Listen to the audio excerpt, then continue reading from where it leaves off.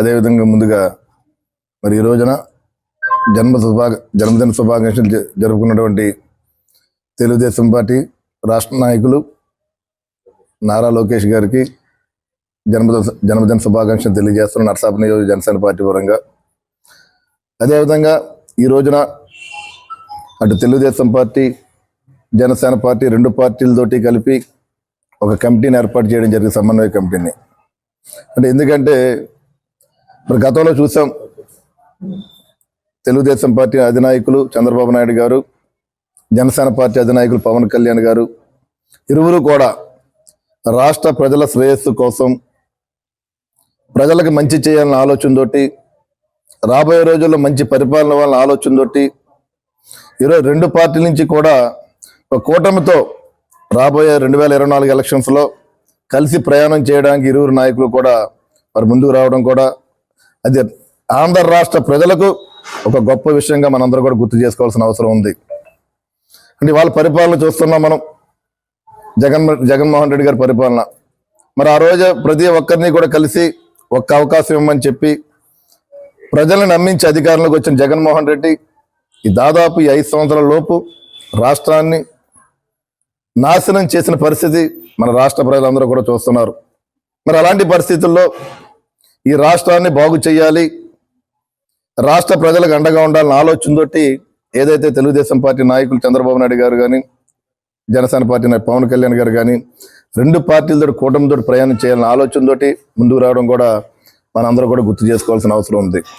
దాన్ని దృష్టిలో పెట్టుకుని ఈరోజు నర్సాపురం నియోజకవర్గంలో జనసేన పార్టీ ఆఫీసులో మరి రెండు పార్టీల నుంచి కూడా ఒక సమన్వయ కమిటీని ఏర్పాటు చేసుకోవడం జరిగింది. అటు తెలుగుదేశం పార్టీ నుంచి 6 సభ్యుల్ని, అదేవిధంగా జనసేన పార్టీ నుంచి 6 సభ్యుల్ని కూడా కలిసి రాబోయే రోజుల్లో ఏదైతే నర్సాపురం నియోజకవర్గంలో ఎలక్షన్లు ఉన్నాయో ఈ అసెంబ్లీ ఎలక్షన్స్లో కార్యకర్తలందరూ కూడా ఒక సమిష్టి కృషితోటి రెండు పార్టీలు ఒక సమన్వయంతో ఎక్కడైనా ఏదైనా లోపాలు వచ్చినా ఆ లోపాలను సరిచేసే విధంగా ఈ కమిటీ ముందుకు వెళ్తుందని చెప్పి ఈ సందర్భంగా నియోజకవర్గ ప్రజలందరూ కూడా తెలియజేయడం జరుగుతుంది. రాబోయే రోజుల్లో దగ్గరలోని ఎలక్షన్స్ ఉన్నాయి. ఈ ఎలక్షన్స్లో ఏ రకంగా పనితీరు ప్రజల దగ్గరకు మనం వెళ్ళాలన్న ఆలోచనతో కూడా ఈ కమిటీ కూడా మరి ఎదురుకెళ్తుంది. దయచేసి మీరు అందరూ కూడా నియోజకవర్గ ప్రజలు కూడా మేము కోరుకుంటున్నాం, రాబోయే రోజుల్లో తెలుగుదేశం పార్టీ జనసేన పార్టీ నుంచి నరసాపురం నియోజకవర్గంలో అభ్యర్థికి ఎవరికి ఇచ్చినా సరే, అటు తెలుగుదేశం పార్టీ నాయకులకి ఇచ్చినా సరే, ఇటు జనసేన పార్టీ నుంచి నాకు ఇచ్చినా సరే, ఏ అభ్యర్థికి ఎవరికి ఇచ్చినా సరే మేము ఇక్కడ వైసీపీ ప్రభుత్వాన్ని, వైసీపీ ఎమ్మెల్యేలని తరిమి కొట్టే విధంగా ప్రజలందరూ కూడా ముందుకు రావాలని చెప్పి సందర్భంగా తెలియజేస్తాను. నేను అంటే మనందరూ కూడా ఒక విషయం ఆలోచన చేసుకోవాలి. ఇవాళ ఇక్కడ ఉన్న శాసనసభ్యులు చెప్తున్నారు, మేము నర్సాపురం నియోజకవర్గాన్ని అభివృద్ధి పదంగా ముందుకు తీసుకెళ్తున్నామని చెప్పి.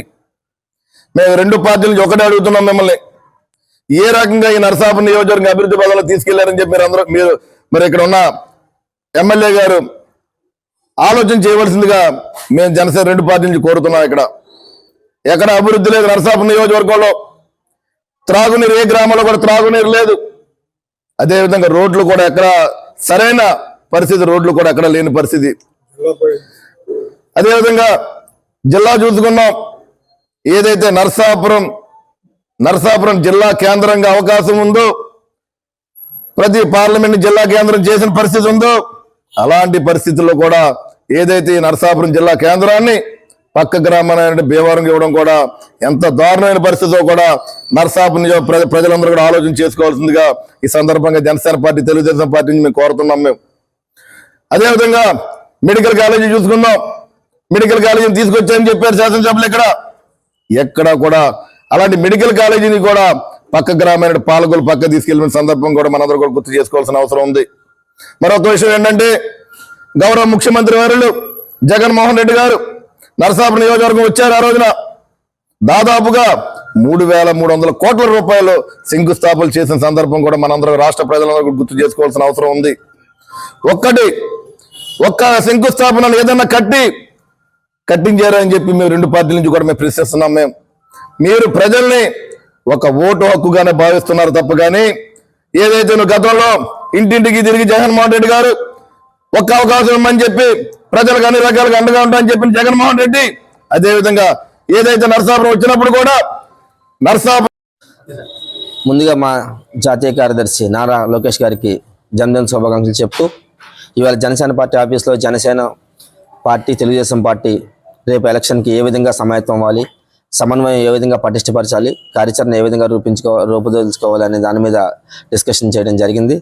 ఈ కార్యక్రమంలో భాగంగా చెరో పార్టీ ఆరుగురిని పెట్టి ఒక సమన్వయ కమిటీని నియమించి, ఈ సమన్వయ కమిటీ ఆధ్వర్యంలో రేపు ఎలక్షన్కి ప్రిపరేషన్ అయ్యేలాగా డైరెక్షన్ ఇవ్వాలని చెప్పి ఈ సమన్వయాన్ని కింద స్థాయి కార్యకర్త వరకు తీసుకెళ్లి రానున్న ఎలక్షన్లో విజయమే జయంగా పనిచేయాలని చెప్పి కార్యకర్తలకి, నాయకులకి అందరికీ సూచించడం జరిగింది.